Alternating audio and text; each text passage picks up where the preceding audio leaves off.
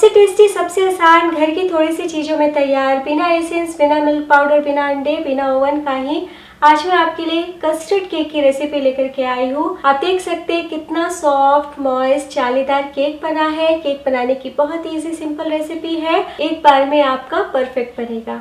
तो चलिए शुरू करते हैं।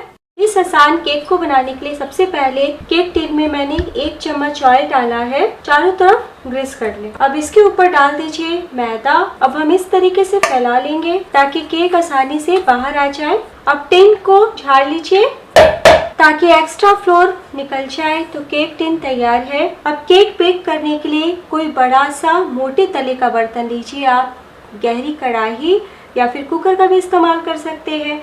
यहाँ पे मैंने आधा कप नमक डाला है, ऊपर एक स्टैंड रख दिया है। अगर स्टैंड ना हो तो रिंग या कोई प्लेट रखे। नमक डालने से केक बहुत ही अच्छा बेक होता है।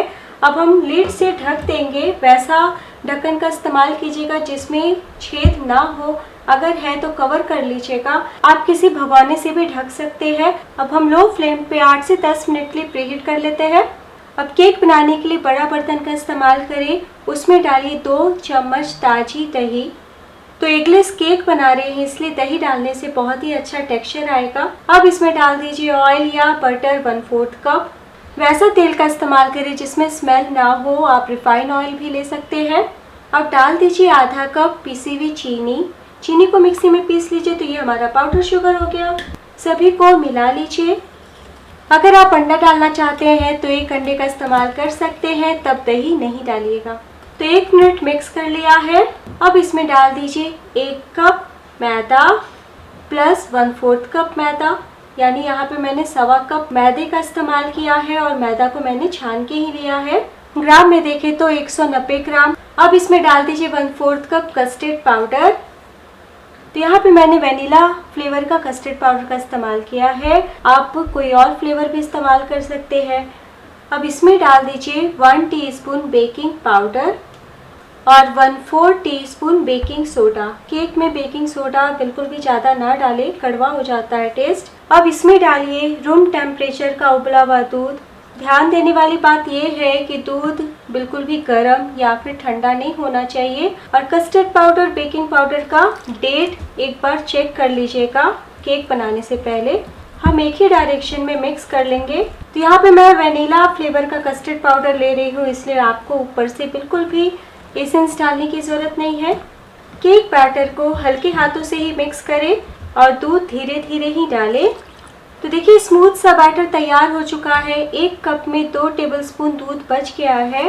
ml में देखें तो 220 ml दूध का हमने इस्तेमाल किया है। कस्टर्ड केक में अगर थोड़ा सा टूटी फूटी डाल दे तो बहुत ही बढ़िया, बिल्कुल बाजार जैसा टेस्ट आ जाता है। तो 1 टेबलस्पून मैंने लाल और 1 टेबलस्पून हरा टूटी फूटी लिया है। टूटी फूटी डालना ऑप्शनल है। 1 टीस्पून मैदा डालेंगे और इस तरीके से मिला लेते हैं। तो मैदा से कोट करने से टूटी फूटी केक के तले में जाके नहीं बैठती है।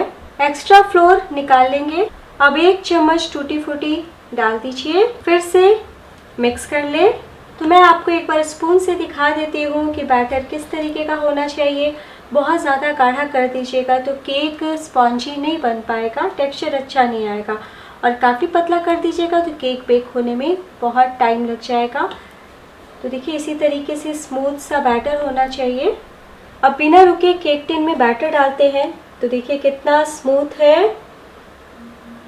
बहुत ही इजी सिंपल केक की रेसिपी है, ज़रूर ट्राई कीजिए।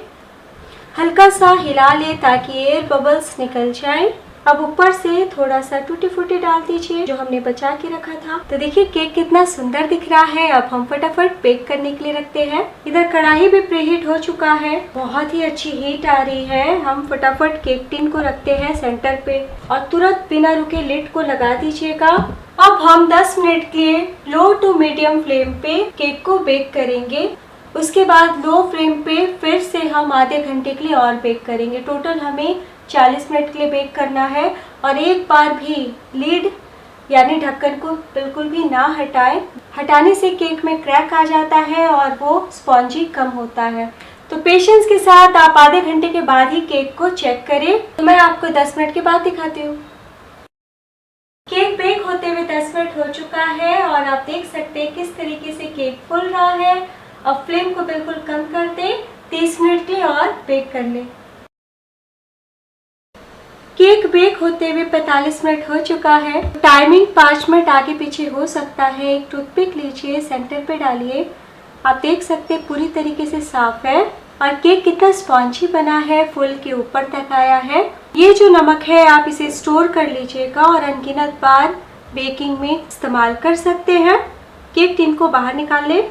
तो केक जब बेक होता है तो किनारों को छोड़ देता है और साइड से जब आप देखेंगे तो हल्का हल्का आपको गोल्डन कलर दिखने लगेगा। अभी काफ़ी गर्म है, डिमोल्ड कीजिएगा तो टूट जाएगा, इसलिए इसी तरीके से रूम टेम्परेचर पे अच्छे से ठंडा कर लीजिए।